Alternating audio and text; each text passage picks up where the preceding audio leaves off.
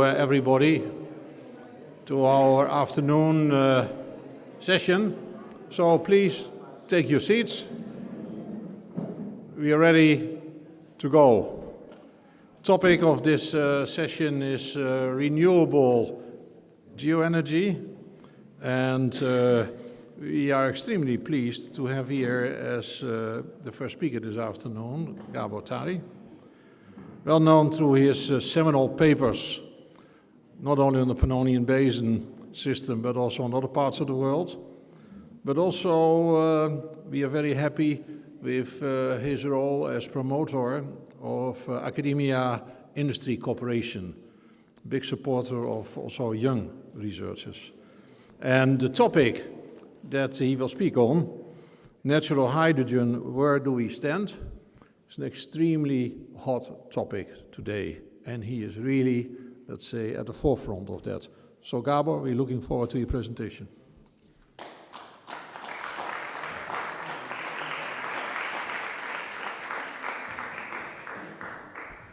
Well, thanks, Ziad, for the kind words, and I'm really happy to be here in this very first gathering here at the HUN-REN Center. And indeed, we're going to get into a session of talks where we talk a little bit more about the industry and applied aspects of the energy transition we all have to get through and into together. So this is the agenda. I will talk about hydrogen in general, because this is always, we have to appreciate that there are so many hydrogens you read about in the media, and then we're just going to talk about the geologic hydrogen today, which is very close to our heart. I take you for this very exotic side trip to Mali, West Africa, where people actually found a natural hydrogen field. It's good to see that visual and otherwise. And I talk a little bit about how natural hydrogen is being perceived in the oil and gas industry. And it's also an interesting story on its own. Mind you, I work for OMV, the Austrian oil and gas company. And then at the very end, we have to kind of reflect what I'm going to say, that how it's going to go. Is it really going to take off, or it's going to be a dead end? It could become a dead end. The natural hydrogen. Hydrogen as a substance, I think, is going to be a solution going forward overall. Natural hydrogen might not be a big bang, as many people would like to see it happening, myself included. So I left a question mark there. So about energies in general, we could show a lot of interesting diagrams. I chose this one because most of us were around in this time span. And it's amazing to see how energy hungry we are as humans. It's just insane. And it would be nice to have an image which would show 2025. I'm telling you, it didn't get any darker than this. And we want to have more. And then people talk about AI. Okay, cool. But AI needs energy like a maniac. So the electricity need to feed the beast is going to require even more energy and energy and energy. So it's a kind of a situation where we really have to watch where we end up trying to make energy out of whatever. Talking about the energy mix in 2050 from my friend Mike Simmons, and this is the way he compiled a lot of data from different statistics. And I'm representing the oil and gas company. Sure, yeah, I'm the bad guy. The bad news I have to tell you is that oil and gas is going to be around still. There's no other way. It's an energy transition. So if people think that we can get rid of oil and gas overnight, it's not going to work. Nuclear is going to be there. It's going to be double of what it is today. That's also something which people cannot really accept, but this is what it is. Hydroelectric is going to be exactly the same like today. There's so many dams we can build on so many rivers and whatever we have. Coal is the really bad guy. That's going down by then, but it's going to be still around. In some countries, they don't have a choice, and we cannot tell them not to. What's really important to see is on the left-hand side, this big package of renewables and all the good stuff. We know the solar and then wind turbines and such. But the dark horse is in the lower left-hand corner. That is called hydrogen. And there are no numbers attached to the proportion of hydrogen in 2050, and it's a big question mark. And this is where we really have to start to think about the colors of hydrogen. And I make the joke, it might not be a very good joke, but it's a politically very correct substance because you have the colors of the rainbow all the way through. The one which we really want to focus on is what some people call the gold, or some people call the white, but by either way, natural or geologic hydrogen. This is what Mother Nature already fixed for us, or still fixing. It's in the process. As opposed to everything else, which is man-made or human-made, something we fabricate artificially. And then this very interesting beast I'm not going to talk about down below is the orange hydrogen, which is a little bit of a mix of the whole thing. We have Mother Nature do it for us, but we take a big role. It's like a little bit like shale oil or shale gas. I'm not going to talk about that. So this is just another way of visualizing all these different kind of hydrogen types. And the verse, of course, is the black and gray hydrogen. Many companies, including my own company, we use that. You basically take gas or coal, and then you manipulate it, and then you get hydrogen, but you get a lot of CO2 in the process, which is not very elegant, and this is certainly not what we want. Again, orange hydrogen in the middle. This is a kind of a reactive thing, something which is happening underground. Let's leave it alone. But the white hydrogen is the one on the right-hand side, which is simply going down into the subsurface and finding the hydrogen either trapped or on its way towards the surface. And without going into details, there are big categories of rocks which have the tendency and have a track record of producing hydrogen in certain contexts. And the best studied one is the process of serpentinization. You start out with some kind of ophiolitic material, good hardcore Harzburgite, and you put it into high pressure, high temperature for a long time.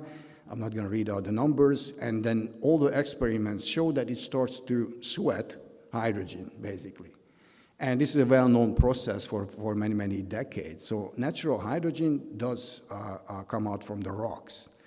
And then oil and gas companies like ourselves, and many people are doing this across the globe, we can look into our databases. You can do a lot of data mining, finding historical accounts of natural hydrogen being recorded in a well, in a drilling site, or in a mine, or wherever.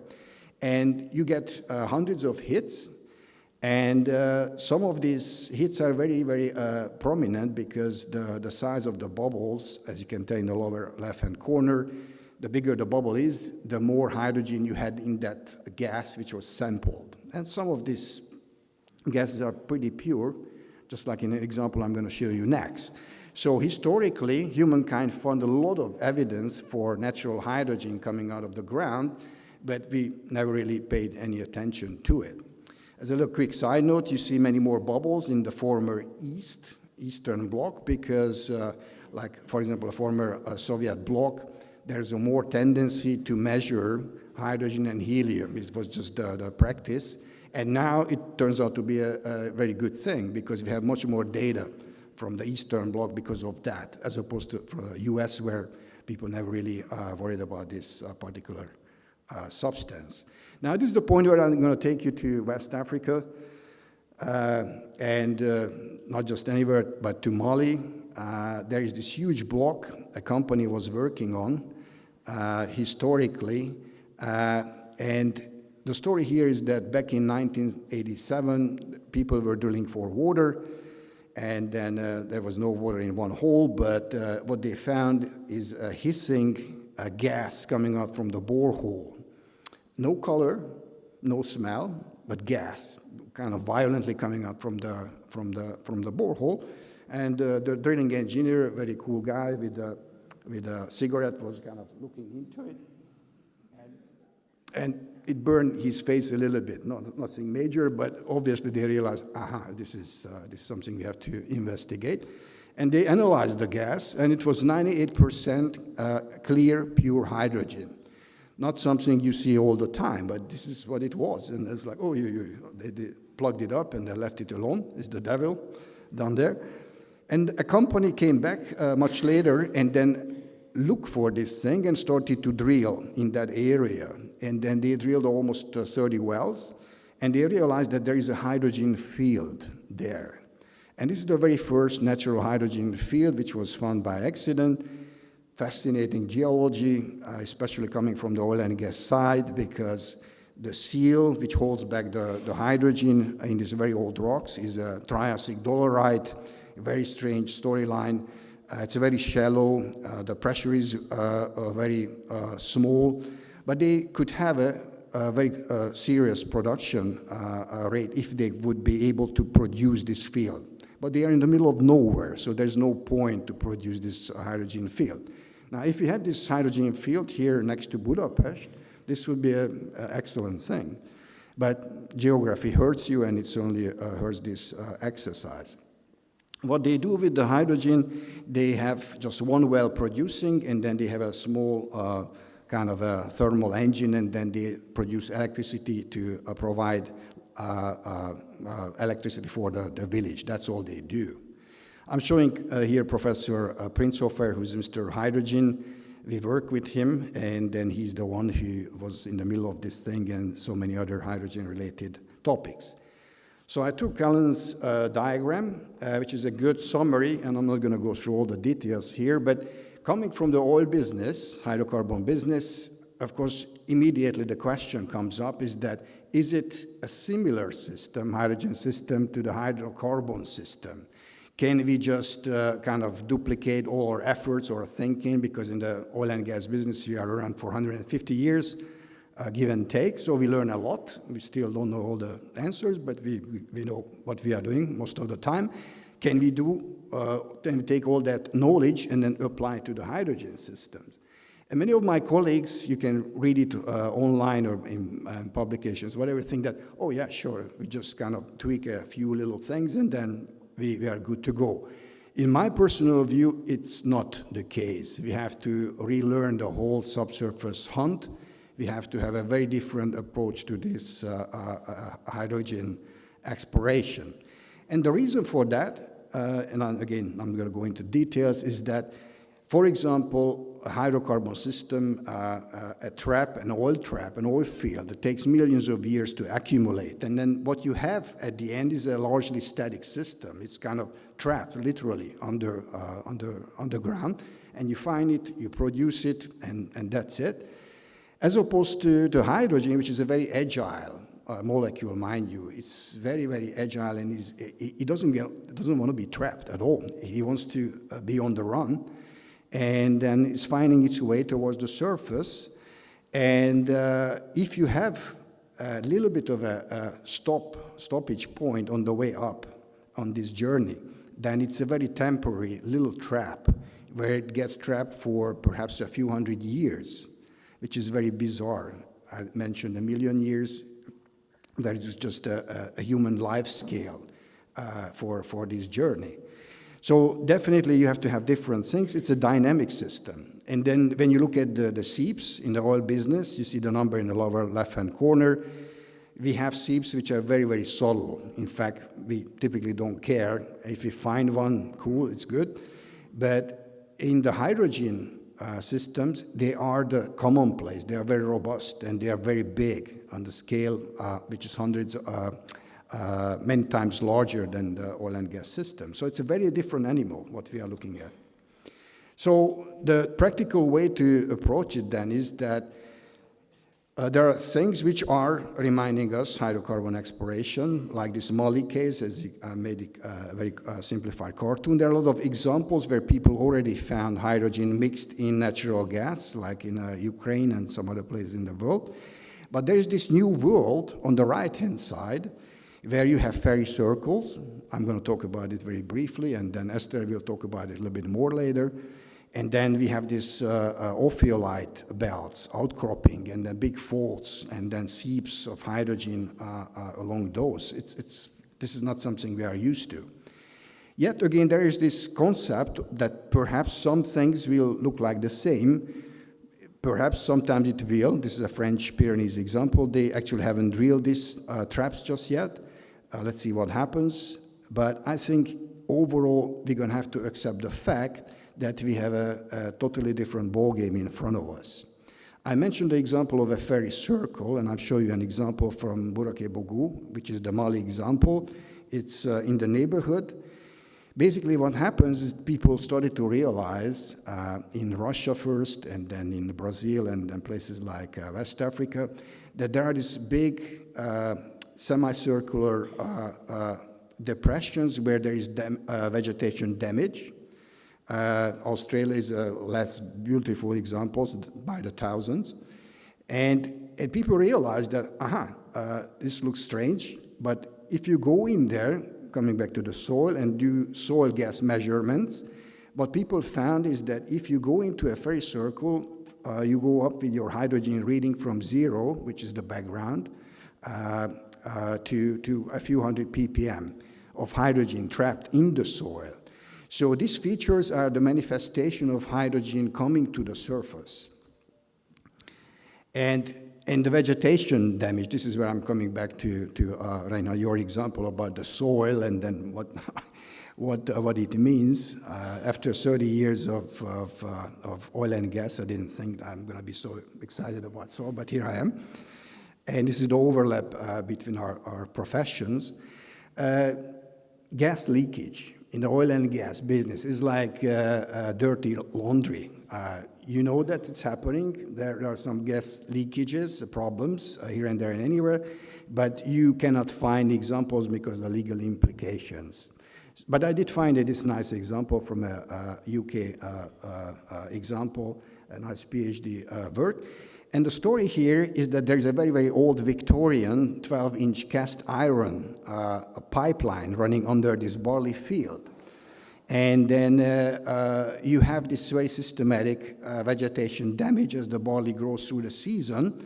The barley is handicapped and even borderline killed where the gas pipeline, this very old gas pipeline, is leaking to the surface. And there is this inverse cone where the gas comes to the surface and kills the barley. And in my naive thought, I said, okay, it makes sense that the gas kills the vegetation. It's not like that. The gas comes through the soil and wipes out the oxygen from the roots of this particular plant, and that kind of chokes the vegetation, and that's why vegetation damage is a very good proxy for gas seepage. Again, I'm looking at Esther because she's going to talk about it, giving some examples from Brazil.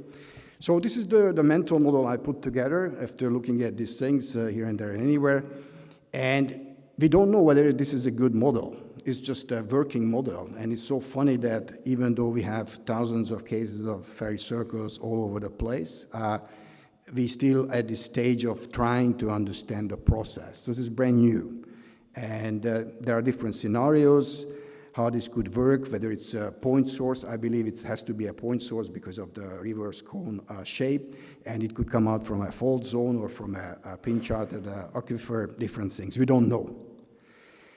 There are some friends of mine at Vienna University, Martin Schöpfer, whom I asked to model this thing, and the good news is that you could. If you apply certain assumptions about the way the gas could come up in a certain lithological context and this and that, you end up having a slight depression, very comparable to the size of the observed things. This is the famous Mickey Mouse from Brazil, where you see the vegetation damage in a big ferry circle and then two parasitic ones superimposed on top. And what people found is that if you measure the hydrogen content in the soil in these ferry circles, then it shows this breeding pattern. It goes up during the day and then goes to sleep during the night, comes up during the day and da-da-da.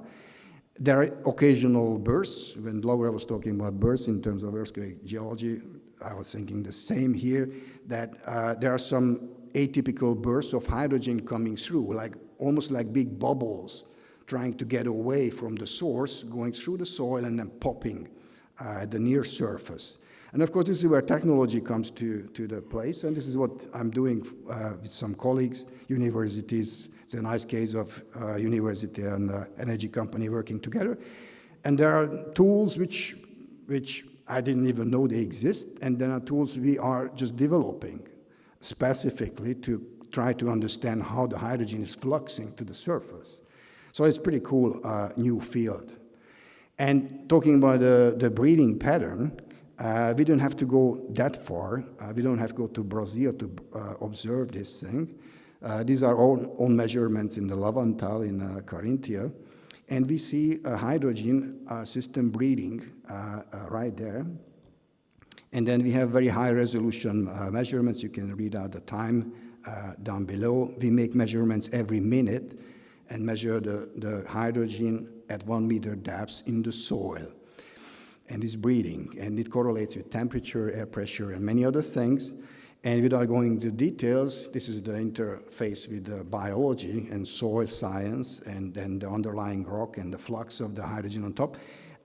It could be the case that we have a biologic signal, bacteria, which loves to eat methane and produces hydrogen as a side note, and the whole thing is being superimposed on a deeper geological hydrogen signal. Fascinating. I don't have an answer how this works, and the funny thing that I'm not the only one who doesn't know, but the entire industry does not know at this stage how this works. So a lot of stuff to tap into. Another interesting element of hydrogen seeping to the surface is that has been shown by some French colleagues, very nice work in the Pyrenees, that hydrogen being a very agile molecule. Some other gases, they love to travel along fault plains. As Alan Prinzhofer says, fault plains are the highways for gas migration, and especially so for hydrogen. Hydrogen loves to find a fault plane and just going along it big time. And you can see from the numbers, radon, methane, and hydrogen in particular is very well correlated with fault plains. A small French company actually made a very nice discovery of helium. Helium and hydrogen, they are good friends, brothers and sisters, if you will. And these guys went after specifically fault plains somewhere in France, and then they decidedly wanted to intercept the fault plane at very shallow depths. You see the scale, 100 meters, and they intercepted the fault decidedly at 120 meters. We don't do that in the oil and gas business. It would be ridiculous to do that. But for this new field, trying to catch the highway, trying to penetrate through the highway, drilling relatively shallow wells, and shallow meaning cheap in a good sense, like 10,000, 15,000 euro each, then you can tap into the highway. And it's a very different world. And this is my statement here, is that in the oil and gas business, we hate faults which leak. But in the hydrogen business, you want to have faults which leak. You want to do that. You want to find out which faults are leaking. And this is a brave new world, if you will, because what the scheme I'm putting on the right-hand side in this cartoon is that we could reach a point where we're farming hydrogen from shallow depths, drilling many, many wells like people do in geothermal, for heat pumps or whatever, 5,000, 10,000 euro each. You drill many of these, you intersect the fault, you complete the well in a smart way, and then you collect the hydrogen, which is getting trapped, and then you collect it along a flow line, and then it's all about economics, how much you can collect to start to make a financial success out of the whole thing. And then if you look at places like, anywhere around the Carpathians, you start to look at Strauss fault belts and the foreland below it in a different way. This is possibly very conceptual, but perhaps Coming again from the energy business, this is not the way I perceive the exploration potential of Romanian Carpathians or Ukrainian Carpathians or wherever. It's a brave new world, and I'll show you here the fairy circles, which our Ukrainian colleagues have quite a few. And this is my last slide, really trying to show the gravity of the challenge. It's not all about the rocks or this very special gas. I'm trying to talk my management into investing into this thing a little bit more, but just like my colleagues at MOL, it's not that easy because there's no business case for a company or anybody doing this in a money-making standard manner. There's no blueprint for this. Nobody is successful with this thing. Many people are trying. A lot of credit goes to our Australian colleagues, but nobody had a breakthrough yet. At the same time, if you look at this diagram in the lower right-hand corner, and this is really the big pitch going forward, is that if you compare the price tag on green hydrogen or blue hydrogen or gray hydrogen, it's always going to be in the few US dollars per kilo range. You measure the price tag for hydrogen in kilos and US dollars. So if you find this ready-made thing in the ground, it's going to be less than a US dollar per kilo because it's done. You don't have to do anything. You have to just produce it. So it's going to be beating all the other hydrogen types if you can find it. And that's one good news. But of course, the other very good news is that the carbon footprint impact of white hydrogen is going to be the best because you don't have to do the lot of nasty things like burn methane or do this or do that like what you do with other colored hydrogen. So it's a double win if it would work. And just very briefly on the left-hand side, of course, we do see hydrogen as the long-term solution that is going to replace gas, natural gas, eventually, not next week or next year, not even the next decade, but down the road, it's going to be the alternative. And of course, hydrogen comes with a lot of other good things. Hydrogen in general, you can do storage, and you can harvest energy from different sources, wind, solar, whatever, and then you can use hydrogen as an in-between storage substance.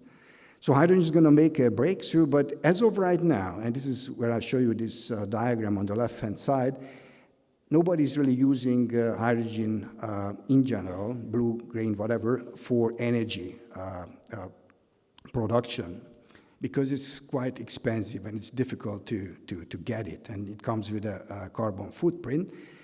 Everything we use hydrogen for has something to do with materials, methanol, ammonia. We use them in the refineries and blah, blah, blah. So the big challenge for us is can we turn hydrogen into an energy producing substance down the road? And my personal prediction is yes, we will, but it's not an easy journey as of today. All right? And of course, and I'll move on to the last slide in a minute, is that the big challenge for us trying to find a geologic hydrogen is that blue and green hydrogen has so much momentum that if it really takes off and is going to be the commonplace, everybody's doing it, then there might not be a place for white hydrogen down the road because the market is already there for the other kind of hydrogens. So this is my last slide. If you look back, our civilization and mankind and all the good things which we managed to produce collectively is really truly largely due to oil and gas, the petroleum industry which made mankind come this far. It's very hard to comprehend or appreciate, especially when we know that burning fossil fuels at the same time created all the problems which we have now, and is largely responsible for the climate change, but this is what it is. And in that context, we all hope that hydrogen will take it over from oil and gas. And in that context, everybody knows this famous image when Colonel Drake in Titusville, Pennsylvania, made the first discovery and started to produce 2 barrels per day from 26 meters of hole. That was the beginning, and nobody thought at that point that it's going to make such a big impact on humankind, but it did. And in terms of tipping point, perhaps these wells, which were drilled in Mali, just around the corner a few years ago, we might look back at these wells a couple of decades down the road, so that was the tipping point for natural hydrogen. Thank you.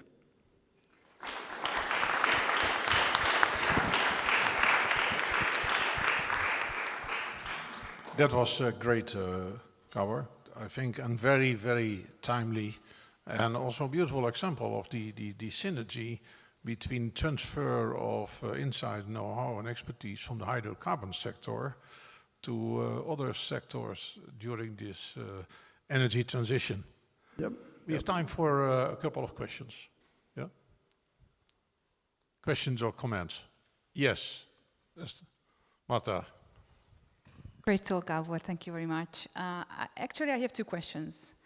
One is, can this breathing mode be related to tidal effects or somehow related to, Barometric pressure might play a role, Exactly, as a short answer. My second question would be, do we expect higher hydrogen concentration at greater depths? What I'm thinking is that as the hydrogen moves upward, then it might be dissolved, it diffuses through the rocks like quartz-rich rocks, and part of this hydrogen can be incorporated within the structure of some minerals through its migration. So can we expect that we have higher concentrations of some hydrogen sources at depth? Very good question, Marta. And without going back to that particular slide, but our French colleagues already show an ideal depth for hydrogen concentration, which is roughly speaking between 1.5 kilometers down to 5 and 6. Once hydrogen comes closer to the surface, starts to see the pedosphere, there are zillions of bacteria which look at hydrogen as caviar. This is good stuff. They're going to eat this thing. So your hydrogen concentration drops down significantly on a regional scale. That doesn't exclude, again, the possibility of you have a highway, and then hydrogen comes like a maniac. This bacteria even though like the caviar, but it's too much caviar, they cannot handle that. But to answer your question, at depths there is a maxima where hydrogen is expected to have the optimum conditions to survive and then accumulate to a certain extent. And then, and this window goes much further down than for oil and gas. For oil and gas, we typically have to forget about the story in 6, 7, 8 kilometers. But for hydrogen, it could go deeper. And yes, there's a lot of interaction of hydrogen coming up towards the surface and then gets incorporated in certain rock types. And this is, well, you know much better than anybody else here, certainly better than me, is that this is a wonderful way of capturing in your fluid inclusions hydrogen coming through and visiting the neighborhood at one point. This is a fantastic thing, which also came out from left field, and Australian colleagues started to work with that, and you need to do it also in this area. All right, thank you. Wonderful. Thanks again, Gabor. We have to move on, but big thank you.